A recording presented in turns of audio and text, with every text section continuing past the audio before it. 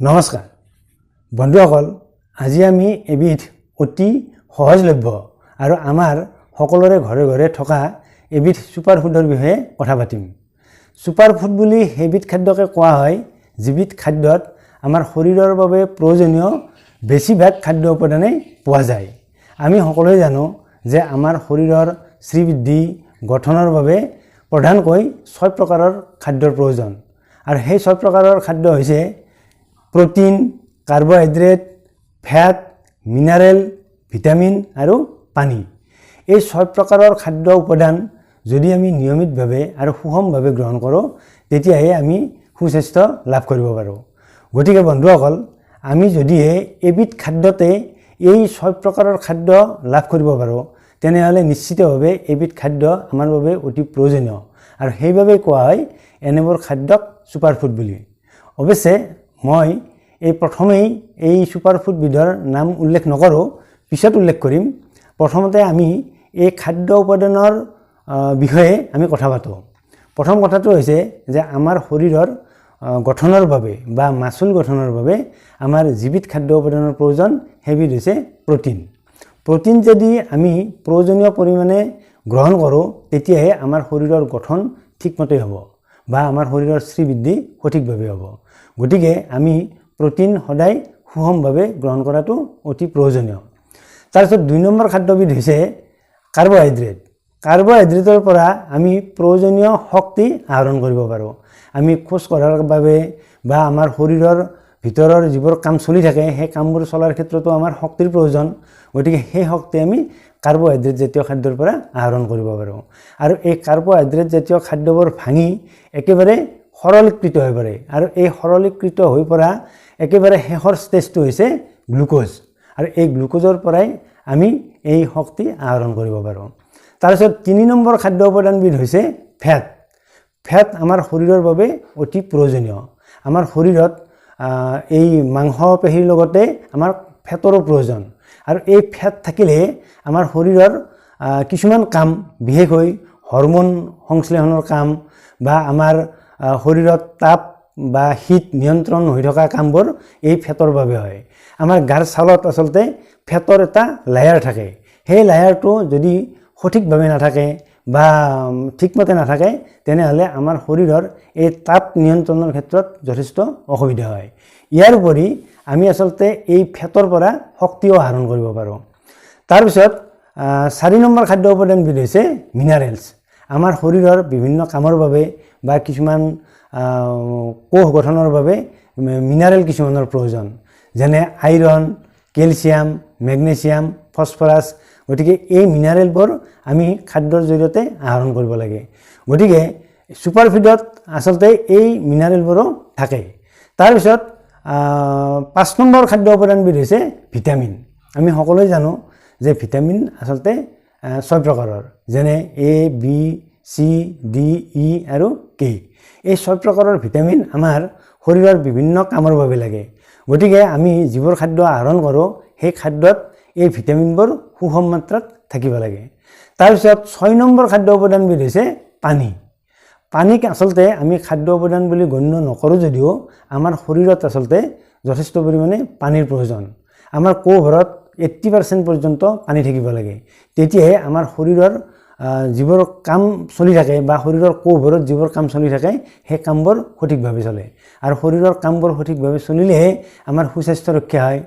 গতিকে আমি খাদ্যৰ জৰিয়তে আচলতে এই 6 প্ৰকাৰৰ খাদ্য উপাদান আমি সুষমভাৱে গ্ৰহণ কৰিলেহে আমি সুস্বাস্থ্য লাভ কৰিব পাৰোঁ। আৰু সুপাৰ ফুড বুলি যিবোৰ খাদ্য কোৱা হয় সেই সুপাৰ ফুডত আচলতে এই খাদ্য উপাদানৰ সকলোবোৰ নাথাকিলেও অন্তত বেছিভাগ উপাদানেই পোৱা যায়। গতিকে একেবিধ খাদ্যত যেতিয়া এই উপাদানবোৰৰ বেছিভাগেই পোৱা যায় সেইবাবে এই খাদ্যবোৰক কোৱা হয় সুপাৰ ফুড বুলি। আজি আমি আলোচনা কৰিব বিচৰা এই সুপাৰ ফুডবিধৰ নাম হৈছে মিল্ক বা গাখীৰ।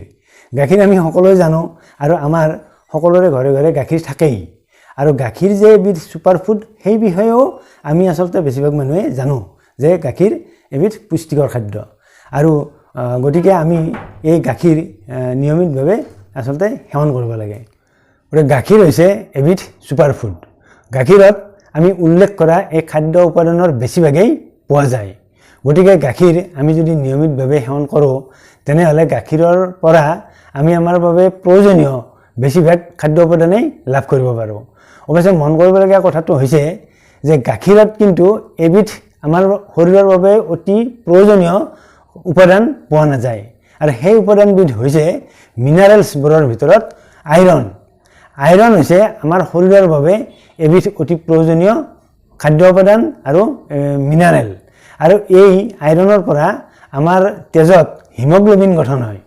হিমগ্ল'বিন গঠন হওঁতে এই আইৰণৰ অতি প্ৰয়োজন হয় আৰু যদিহে আমাৰ খাদ্যত আইৰণৰ অভাৱ ঘটে তেনেহ'লে আমি এনিমিয়াত আক্ৰান্ত হোৱাৰ চান্স থাকে।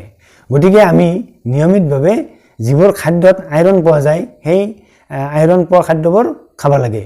যিহেতু গাখীৰত এই আইৰণ পোৱা নাযায় গতিকে গাখীৰ নিয়মীয়াকৈ সেৱন কৰিলেও আমাৰ হিমগ্ল'বিন গঠনত গাখীৰে বিশেষ ভূমিকা পালন নকৰে।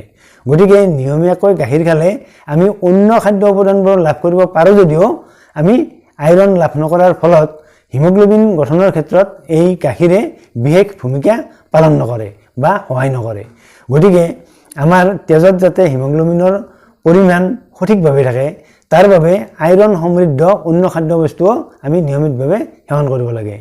মন কৰিবলগীয়া কথাটো হৈছে গাখীৰত যিদৰে আইৰণ নাথাকে বা আইৰণৰ অভাৱ আমি অনুভৱ কৰিব পাৰোঁ গাখীৰৰ পৰা, ঠিক তেনেদৰে গাখীৰ যদি নিয়মিতভাৱে খোৱা হয় তেনেহ'লে গাখীৰৰ পৰা আমি আমাৰ শৰীৰৰ বাবে যিমানখিনি ফেটৰ প্ৰয়োজন তাতকৈ আমি বেছি ফেট আমাৰ শৰীৰে আহৰণ কৰিব পাৰে।